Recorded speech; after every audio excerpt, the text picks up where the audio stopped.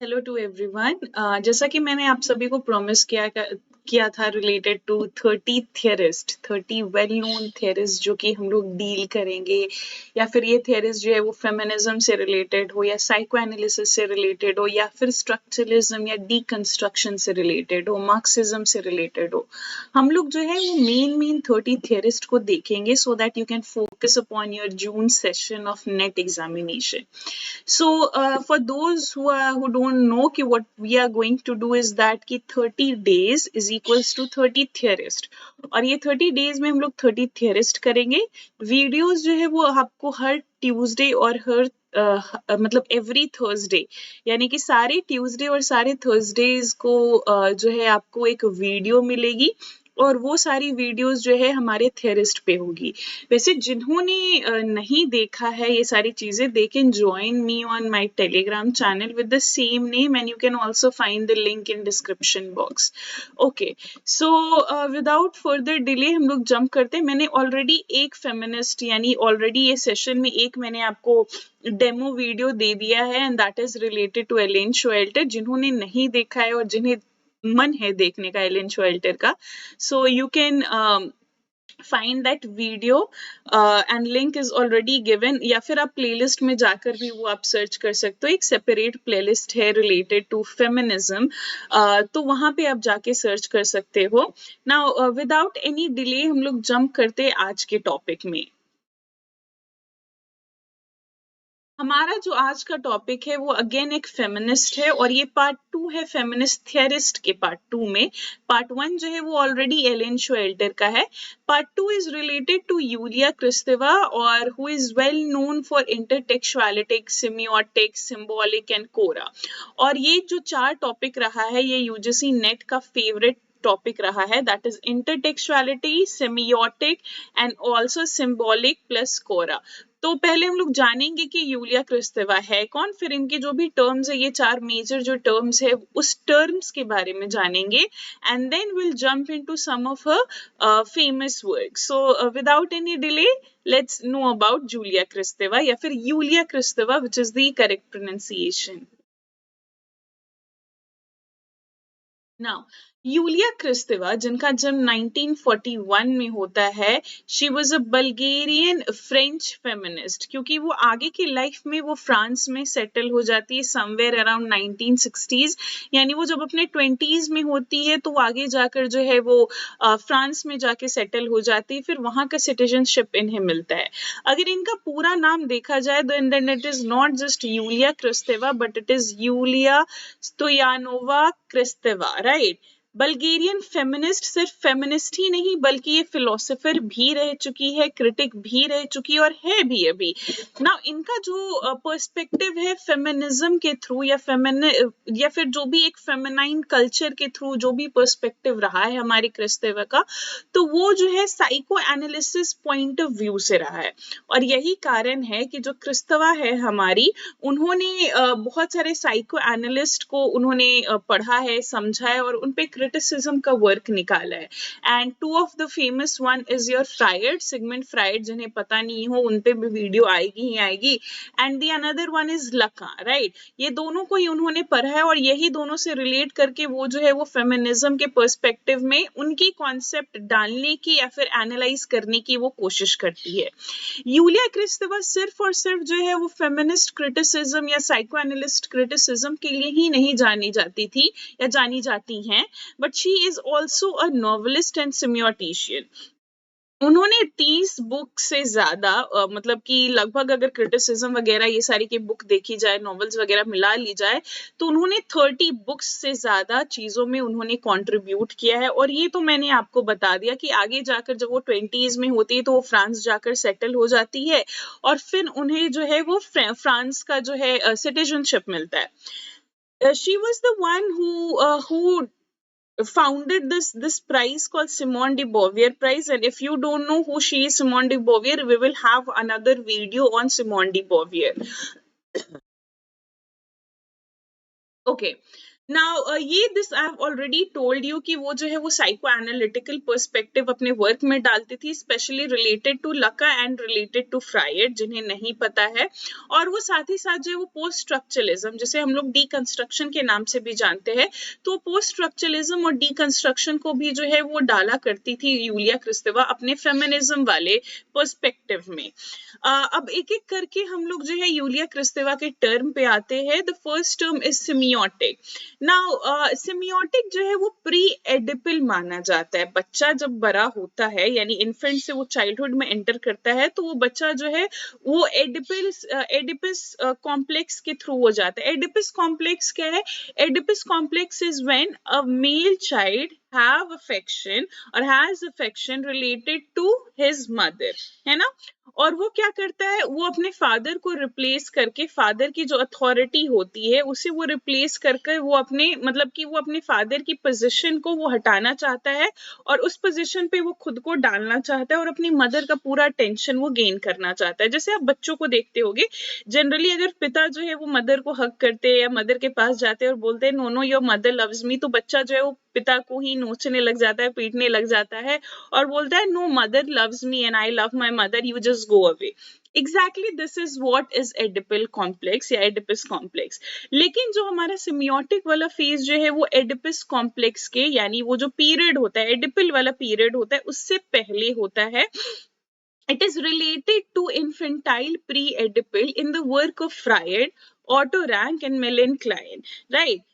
It is this semiotic का पूरा मतलब क्या होता है? फेमिनाइन लैंग्वेज ना। बहुत सारे हमारे राइटर, हमारे क्रिटिक है, उन्होंने बोला है कि जो प्रोज का लैंग्वेज रहा है, चाहे वो नॉवल रिलेटेड हो या ऐसे रिलेटेड हो, जो प्रोज का लैंग्वेज रहा है वो मेल डोमिनेटिंग लैंग्वेज रहा है। और इसी की वजह से जो है अगर किसी चीज में एक फेमिनाइन अर्ज दिखता है या फिर फेमिनाइन क्वालिटी दिखता है, कोई ऐसा जॉनर है, तो वो पोएट्री है। तो इसी चीज को जो है वो फेमिनाइन लैंग्वेज बोला गया, because it is associated with feminine language and that's the reason why it is associated with freedom, it is associated with free meaning basically. और ये देखा जाता है अधिकतर सिमियोटिक लैंग्वेज जो है वो पोएटिक में, यानी पोएम्स में, म्यूजिक्स में, म्यूजिकल चीजों में और रिदमिक चीजों में, रिदमिक लैंग्वेज में जो है वो सिमियोटिक रहता है। तो सिमियोटिक है क्या? Semiotic is basically a feminine language that can be presented through और that is present in your poetry और म्यूजिक और रिदम लैंग्वेज, या फिर जो भी चीजें जो एसोसिएटेड है फ्री मीनिंग से, है ना? नाउ एक मिरर स्टेज है। ऐसे तो मैं मिरर स्टेज आपको पढ़ाऊंगी जब जब मैं साइको एनालिसिस में आपको पढ़ाऊंगी, लेकिन मिरर स्टेज में क्या होता है? मिरर स्टेज में बेसिकली बच्चा जो है वो मिरर को, बच्चा जब इन्फेंट होता है, राइट, 0 से लेके 2 इयर्स के बीच में अगर होता है, तो बच्चा जो है वो खुद को और मदर को एज वन बीइंग समझता है। वो अपनी मदर को खुद से सेपरेट वो नहीं समझता है या नहीं समझती है। लेकिन बच्चा जब मिरर देखता है तो उसे रियलाइज हो जाता है कि oh I am myself, I differ from my mother, यानी कि मैं जो हूँ वो मैं अपनी मदर से बिल्कुल अलग तरीके से डिफर करता हूँ। और फिर यही मिरर स्टेज जो होता है वो आगे जाके लैंग्वेज में डेवलप करता है, क्योंकि बच्चे को लगता है कि मैं और मेरी मदर तो एक नहीं है, तो अब मुझे भाषा की जरूरत होगी अपनी मीनिंग को कन्वे करने के लिए। क्योंकि पहले वो रोता भी था तो उसकी मदर समझ जाती थी कि मेरा बच्चा क्यों रो रहा है, क्यों, क्या उसे भूख लगी है। मतलब मदर जो है वो क्राई से समझ जाती है कि भूख वाला क्राई है, कि उसे गर्मी लग रहा है वो वाला क्राई है, कि ये प्यास इसे लगा है वो वाला क्राई है, राइट। सो जब बच्चा रियलाइज करता है कि जब वो मिरर देखता है बच्चा, तो बच्चा जब रियलाइज करता है कि I am different from my mother and we are not one being, तो वो क्या करने लगता है? वो लैंग्वेज में एंटर करता है। लेकिन सिमियोटिक क्या है? सिमियोटिक जो है वो प्री मिरर स्टेज है, यानी वो मिरर स्टेज शुरू होने से पहले, जहाँ पे बच्चा और मदर, बच्चा समझता है कि मैं और मेरी मदर जो है वो दोनों एक बीइंग है ना। इसी वजह से क्या है, इसी वजह से ये ज्यादा इमोशनल रिप्रेजेंटेशन होता है। All in all, semiotic is basically a feminine language which is associated with your poetical, musical या फिर anything which is free in its meaning, right? चाहे वो प्री एडिपल के पहले हो, क्योंकि बच्चा प्योर रहता है, बच्चे को समझ में नहीं आता, बच्चा का जेलसी वगैरह जो है अभी उस फेज में एंटर नहीं किया है ना। Now next is your symbolic. Symbolic जो है it is related to mirror stage, यानी कि अब वो जो है वो मिरर स्टेज में आ चुका है जहाँ पे बच्चा जो है वो खुद को और अपनी मदर को अलग समझ रहा है, एक नहीं समझ रहा है, और इसी वजह से इसे मैस्कुलिन लैंग्वेज बोला गया है और मैस्कुलिन स्ट्रक्चर बोला गया है, क्योंकि इसमें लिबर्टी नहीं है या एक तरीके फ्रीडम नहीं दिया जाता है ना। इसमें आपको देखने को मिलेगा कि जब वो सिंबॉलिक, हमारी यूलिया क्रिस्तेवा जो है वो सिंबॉलिक को डिफाइन कर रही थी, तो वो बहुत सारी चीजों को जो है उन्होंने स्टडी किया था। स्पेशली लका को उन्होंने स्टडी किया था, जो एक जाने माने साइको एनालिस्ट है। तो उनकी बहुत सारी व्यूज जो है वो लका से सिमिलर थी और बहुत सारी व्यूज में वो लका से डिफर करती है। तो क्या सिमिलैरिटी है उनके और लका के व्यूज में, और क्या डिसिमिलैरिटी या फिर क्या डिफरेंट है उनके और लका के व्यूज में। पहले हम लोग देख लेते हैं दोनों किस चीज पे एग्री किए।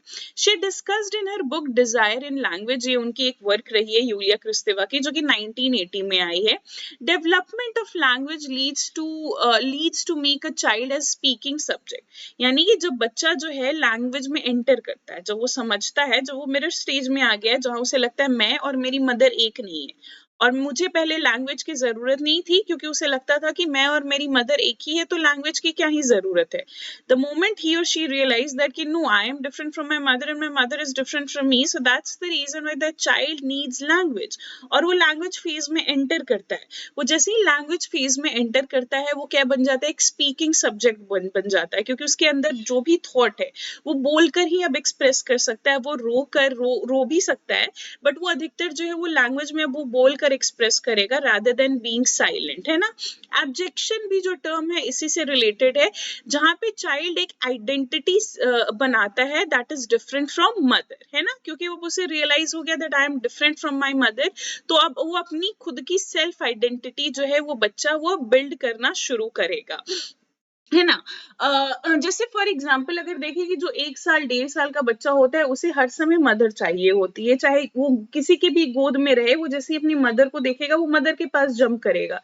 लेकिन 2 साल 2.5 साल के बाद आप देखोगे कि बच्चे जो है वो खुद अब चलना सीख जाते हैं, खुद जो है वो थोड़ा बहुत खाना ही सही हाथ से खाना सीख जाते हैं। अब वो उन्हें मदर की नीड तो होती है लेकिन उतनी नीड नहीं होती है जितनी पहले थी, क्योंकि अब वो लैंग्वेज में एंटर कर चुके हैं और ये लैंग्वेज बोलकर खाना, पानी, ये सब बोलकर वो किसी को भी अपना मैसेज कन्वे कर सकते हैं। नाउ ये तो पॉइंट थी कि जो सिमिलर थी क्रिस्तेवा का लका से, right. Now we go to what are the things that are different between the two. Lacan का कहना था कि जब सिंबॉलिक स्टेज में एंटर करते हैं तो क्या होता है, जनरली फीमेल चिल्ड्रन जो है वो मदर से अलग हो जाते हैं क्योंकि it is mirror stage. But Kristeva बोलती ऐसा नहीं है। Even after entering into symbolic, the subject oscillate between semiotic and symbolic, कि हम लोग सिंबॉलिक में चले भी जाते हैं लेकिन कहीं ना कहीं बहुत सारी ऐसी चीजें हैं जो सिमियोटिक और सिंबॉलिक के बीच में रह जाती है। Therefore it is not a fixed identity. तो अगर आप बोलोगे कि सिंबॉलिक एक फिक्स्ड आइडेंटिटी है तो इट इज नॉट, क्योंकि कभी जो है सिंबॉलिक स्टेज में रहकर भी जो है हम लोग सिमियोटिक स्टेज में रहते हैं और कभी जो है वो सिंबॉलिक स्टेज में, मतलब वो ऑस्किलेट एक पेंडुलम की तरह जो है वो कभी इधर तो कभी इधर तो कभी इधर तो कभी इधर, तो इसी वजह से ये एक फिक्स आइडेंटिटी नहीं होता, ऐसा क्रिस्तेवा का कहना था। वो एक सिंपल एग्जांपल देती है, वो बोलती as compare to male children, female children जो है वो अभी भी अपनी मदर से जो है वो अटैच्ड होते हैं even though they build their identity. यानी कि कोई एक फीमेल होती है ना, वो अपनी मदर से ज्यादा अटैच होती है, चाहे वो कितनी भी बड़ी हो जाए, या फिर मेल भी जो है वो अपनी मदर से अटैच होते हैं, जो बोलते हैं ना ममाज बॉय या फिर ममाज गर्ल, वैसा डेफिनेशन वो यहाँ पे दिखाने की कोशिश कर रही है कि बच्चा सिंबॉलिक स्टेज में भी चला जाता है, यानी वो अपनी आइडेंटिटी बिल्ड कर रहा है या कर रही है, बिल्ड कर चुकी है या कर चुका है, बट फिर भी वो अपनी आइडेंटिटी कहीं ना कहीं जो है वो अपनी मदर से कभी कभी अटैच करता है या फिर कभी कभी अटैच करती है। तो इफ यू से दैट कि सिंबॉलिक स्टेज में एंटर करने से पूरी तरीके से आइडेंटिटी डिफर हो जाता है, then it is not true. ऐसा क्रिस्तेवा का कहना था, बट लका का कहना था कि नहीं, सिंबॉलिक स्टेज में एंटर करने यानी मिरर स्टेज में एंटर करने के बाद जो है वो पूरा आइडेंटिटी ही सेपरेट हो जाता है ना। तो सिंबॉलिक को हम लोग क्या कर सकते हैं, सिंबॉलिक जो स्टेज है क्रिस्तेवा का, we can compare it to the mirror stage of Lacan. On the other hand the semiotic stage is of Kristeva, we can compare it to that of what Lacan का हमारा pre mirror stage. ना अब हम लोग कोरा में आते हैं। कोरा अगर देखा जाए तो सबसे पहले प्लेटो के समय जो है वो कोरा का देखा गया था, लेकिन जो प्लेटो का डेफिनेशन होता है कोरा का या कोरा का, वो बिल्कुल अलग है to the definition of Kristeva. कैसे? जैसे वो बोलती है कि it describes the pre linguistic stage of kids. यानी प्री लिंग्विस्टिक यानी लिंग्विस्टिक क्या होता है? इट्स अ साइंटिफिक नॉलेज या साइंटिफिक स्टडी ऑफ लैंग्वेज। तो बच्चा जो है वो लैंग्वेज अक्वायर करने से पहले या लैंग्वेज को समझने से पहले वाला जो स्टेज होता है, यानी 6 मंथ का जो स्टेज होता है, क्योंकि 6 मंथ के बाद या फिर 1 साल जब वो होने वाला रहता है तो थोड़ा बहुत बाबा पापा बोलना शुरू कर देता है, यानी लैंग्वेज में वो धीरे धीरे अब एंटर कर रहा है before he enters to the world of language. यानी ये वो स्टेज होता है, यानी कोरा कोई स्टेज नहीं है बल्कि एक काइंड ऑफ या it is a stage basically, जो कि प्री लिंग्विस्टिक स्टेज है। यानी बच्चा अभी तक जो है वो लैंग्वेज को अक्वायर नहीं किया है, ना ही वो लैंग्वेज को समझ रहा है या समझ रही है, ना ही वो लैंग्वेज को जो है वो बोल रहा है या बोल रही है। It is boundaries between self and other are blurred as kid identify themselves as mother. यानी जो वो बाउंड्री होता है, यानी एक बाउंड्री इस तरफ किड है और इस तरफ मदर है, और ये बाउंड्री जो है वो आइडेंटिटी की है। यानी कि अभी इस कोरा में क्या होता है? कोरा में basically child identify themselves as what? Themselves as mother. वही एक बीइंग वाला कहानी यहाँ पे जो है वो कोरा है, और इसी की वजह से इसे बोला जाता है अनकॉन्शियस बोला जाता है, क्योंकि बच्चा जो है अभी कॉन्शियस इनफ, बच्चा is not conscious enough to build his और हर ओन आइडेंटिटी, राइट। बस कोरा में ये समझना कि it is a pre linguistic stage, यानी बच्चा अभी तक लैंग्वेज अक्वायर नहीं करा है। बच्चा जो है वो खुद को अपनी मदर से ही रिलेट कर रहा है, और वो खुद को अपनी मदर के आइडेंटिटी में ही वो खुद को देख रहा है। He thinks that I my mother and I are not two being, यानी not two different being but just one person. Chora को हमारे क्रिस्तेवा ने डिफरेंट डिफरेंट वेज में बताया, that is it is a reference to uterus, यानी कि बच्चा जब जो है मदर के वुम्ब में रहता है, that is second relationship between mother and child, कि मदर और चाइल्ड का जो रिलेशनशिप रहता है वो एक सा रहता है। और प्री मिरर स्टेज, और प्री मिरर स्टेज मैंने आपको बता दिया ना, प्री मिरर स्टेज क्या होता है? It is a stage where child and mother, दोनों चाइल्ड को लगता है कि मैं और मेरी मदर जो है वो सेम है। तो कोरा जो है वो बहुत सारे वे में जो है आप डिफाइन कर सकते हैं, या फिर यूलिया क्रिस्टोवा ने डिफाइन किया है। नाउ नेक्स्ट इज इंटरटेक्चुअलिटी, जो कि नेट एग्जामिनेशन में बहुत बारी आ चुका है। इंटरटेक्चुअलिटी बहुत इजी है, जैसा नाम है वैसा। इंटर का मतलब क्या है? कि फ्रॉम वन टू अनदर, है ना, बोलते हैं ना इंटरनेशनल, यानी from one nation to another nation, है ना। या फिर इंटर कॉलेज कॉन्टेस्ट हो रहा है, तो यानी एक कॉलेज और दूसरी, मतलब एक कॉलेज से बाहर का भी कॉन्टेस्ट है, यानी कि एक से ज्यादा कॉलेज जो है उसमें पार्टिसिपेट कर सकते हैं। वही है इंटरटेक्चुअलिटी, यानी creating meaning of a text with reference to another. यानी एक टेक्स्ट का मीनिंग जो है वो हम लोग क्या करते हैं? दूसरे टेक्स्ट के मीनिंग के रेफरेंस से निकालते हैं, है ना। अगर मान के चलो मुझे समझना है टॉमस हार्डी को, तो ऐसा हो सके, या फिर सिंपल एग्जांपल हम लोग लेते हैं कि अगर मुझे समझना है विलियम शेक्सपियर का एंटनी एंड क्लियोपैट्रा, तो ऐसा हो सकता है कि मुझे पहले पढ़ना पड़ेगा विलियम शेक्सपियर का Julius and seizure, right, Julius Caesar, not and seizure, Julius Caesar. यानी क्योंकि दोनों में ही एंटनी का कैरेक्टर रहा है, तो शायद इस वजह से भी मुझे समझना पड़ जाए। या फिर कोई मूवी आती है ना, मूवी का सिंपल एग्जांपल लेते हैं, तो मूवी का अगर 2 पार्ट है, या फिर वो मूवी जैसे क्रिश रही है, और क्रिश के बाद जो है वो सीधे क्रिश 2 आ गई है, या फिर क्रिश 3 आ गई है, जो भी है, तो कोई मिल गया जो देखा होगा उसे ही जो है वो क्रिश समझ में आएगा। है दोनों डिफरेंट मूवी है, डायरेक्टर में भी सेम हो, बट दोनों डिफरेंट मूवी है। तो यानी जो कोई मिल गया देखा होगा उसे ही क्रिश समझ में आएगा, यानी कि एक फिल्म का मीनिंग जो है वो दूसरे फिल्म के मीनिंग से मिलता जुलता है, यानी उसके उसके मीनिंग से हम लोग रेफर कर सकते हैं। उसी तरीके से अगर सेम सिचुएशन जो है वो टेक्स्ट में हो जाए, यानी एक टेक्स्ट का मीनिंग जो है वो दूसरे टेक्स्ट के मीनिंग पे रेफर किया जा सके या फिर रेफर कर सकते हैं, उसे हम लोग क्या बोलते हैं? इंटरटेक्चुअलिटी बोल सकते हैं। It can be done by quotation, या तो हम लोग उस टेक्स्ट का जो है हम लोग कोटेशन इस टेक्स्ट में डालते हैं, यानी ए है एक टेक्स्ट और बी है एक टेक्स्ट, यानी ए एक नॉवेल है, बी भी एक नॉवेल है। तो मैंने ये नॉवल से मैंने मुझे क्या करना है, रेफरेंस मैंने लिया है, तो या तो मैं वो रेफरेंस कोटेशन के थ्रू निकाल सकती हूँ, नहीं तो मैं कुछ चीजों को ट्रांसलेट कर सकती हूँ, नहीं तो वो प्लेगरिज्म वाला केस भी इसमें मैं डाल सकती हूँ, but with quotation, right?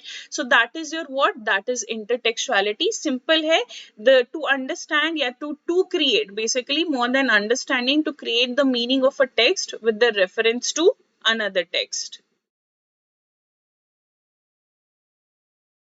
Now एक और कॉन्सेप्ट है कि क्या किस तरीके से क्रिस्तेवा जो है वो साइकोलॉजी और एंथ्रोपोलॉजी में इन्वॉल्व है, या फिर किसी न किसी वे में वो रिलेटेड है। शी सेड यानी क्रिस्तेवा जो है वो बोलती कि एंथ्रोपोलॉजी और साइकोलॉजी जो है वो दो अलग अलग चीजों को रिप्रेजेंट नहीं करता है ना, या फिर दोनों जो है वो सेम चीजें नहीं रिप्रेजेंट करता है, बल्कि सेम लॉजिक रिप्रेजेंट करता है, और वो लॉजिक क्या है, या फिर सेम लॉजिक को फॉलो करता है रादर देन रिप्रेजेंटिंग। क्रिस्तेवा ये बोलती है कि जो एंथ्रोपोलॉजी होता है और साइकोलॉजी होता है, दोनों ही जो है वो सेम लॉजिक को क्या करता है, फॉलो करता है। और वो लॉजिक क्या है, survival of the group and subject, कोई भी ग्रुप का सर्वाइवल और कोई भी सब्जेक्ट का सर्वाइवल। यानी एंथ्रोपोलॉजी में क्या होता है, वो हम लोग देखते हैं कि किस तरीके से ग्रुप का survival, whether it is related to family और whether it is related to society और बीइंग इटसेल्फ। और साइकोलॉजी में भी तो हम लोग सेम चीजें ही डिस्कस करते हैं ना, थोड़ा मेंटल लेवल पे जाता है, एंथ्रोपोलॉजी में थोड़ा सोशल लेवल पे जाता है, लेकिन लॉजिक तो भाई सेम हो रही है ना, फॉलो हो रही है। रोलन बार्ट्स ने क्रिस्तेवा के बारे में ऐसा बोला है कि Yulia Kristeva changes the place of things, she always destroys the last prejudice, the one you thought you could be reassured by, could be take pride in. What she displaces is the already said, यानी कि जो वो मतलब कि जब भी आपको लग रहा है ना कि you're understanding this and finally this is fixed, that we have this kind of knowledge, Kristeva आएंगी और वो उस चीज को क्या करेगी, उस चीज को डिस्ट्रॉय कर देगी, जो भी आपका लास्ट प्रेजुडिस होगा वो उसे डिस्ट्रॉय कर देगी। What she displaces is the already said, the deja death, that is the instance of the signified, that is stupidity.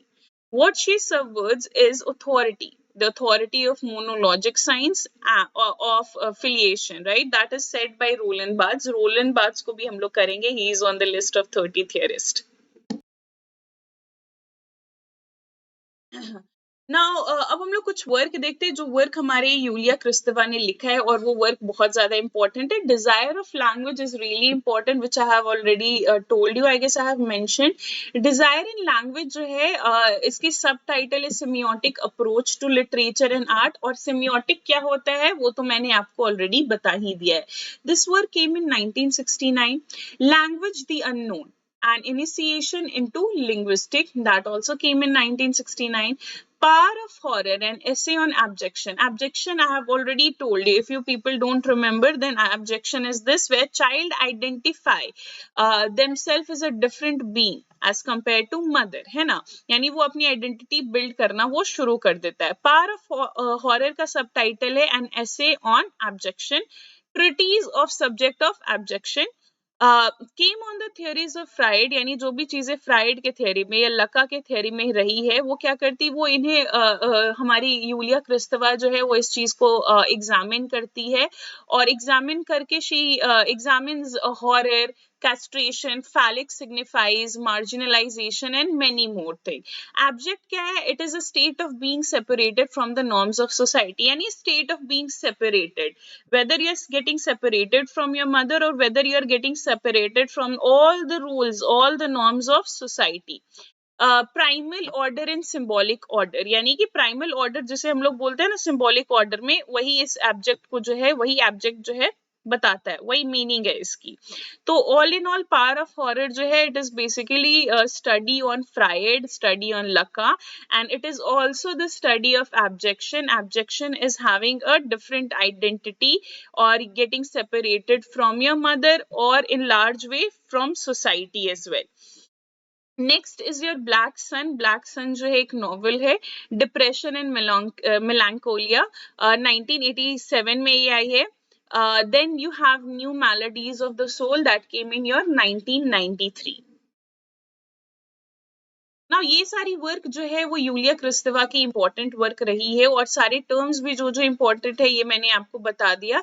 If you thought that I have missed anything you can write down in comment section, and if you want कि अगला कौन से theorist को मैं करूँ you can also write down in comment section. And otherwise if you want to join the course of English literature you can join it any time. It is a paid batch where I will be teaching you British literature. वो British literature old English से लेके post modern English तक चलेगा, यानी post modern age. इसमें आपका criticism, cultural studies, world literature में सारे इंडियन, अफ्रीकन अमेरिकन, कनेडियन सारे आ जाएंगे. थेरीज आपको मैं सारा करवा रही हूँ, और सारे ही क्लासेस के आपको पीडीएफ नोट्स होंगे. एंड क्वेश्चंस की जब बात की जाए तो you can ask questions any time you want to. Okay then. Till then, take care of yourself. Enjoy literature as much as you can. And by the way, who can join this course? Anyone can join this course. या फिर आप CUET के लिए तैयारी कर रहे हो, may be ये वाली तो CUET हो गई, बट अगली वाली के लिए तैयारी कर रहे हो, तो you can join this course. या फिर you want to give GATE examination, UGC NET examination, या फिर PhD entrance के लिए भी अगर आप तैयारी कर रहे हो, you can join this class anytime you want. Okay. How you will contact? You can contact me through the email called Kumari Kriti Raj ugcnet@gmail.com or KRITIRAJ31 @gmail.com. Thank you. Take care of yourself. Enjoy literature.